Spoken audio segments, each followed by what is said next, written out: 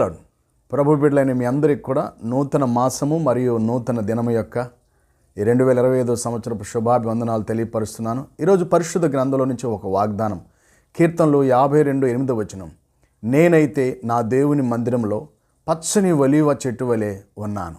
అవును దేవుని బిడ్డలారా, భక్తుడైన దావీదు 3 విషయాలు జ్ఞాపకం చేస్తున్నారు. నేనైతే దేవుని మందిరము దేవుని సన్నిధి, దేవుని ఆలయము.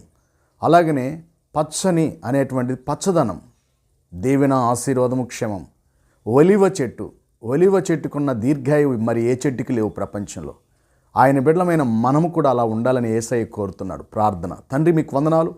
దావీదు వలె మేము పచ్చని ఒలివ చెట్లు వలె నీ మందిరములో ఉండే భాగ్యం దయచేయమని, చూస్తున్న నీ బిడ్డలందరినీ దేశ విదేశాలు ఆశీర్వదించమని యేసునామములో వేడుకుంటున్నాం తండ్రి. ఆమెన్. దేవుని బిడ్డలారా, దేవుని కృపాక్షేమం మనకు తోడైనగాక. అందరూ మందిరానికి వెళ్ళండి, ఆరాధించండి. ఆమెన్.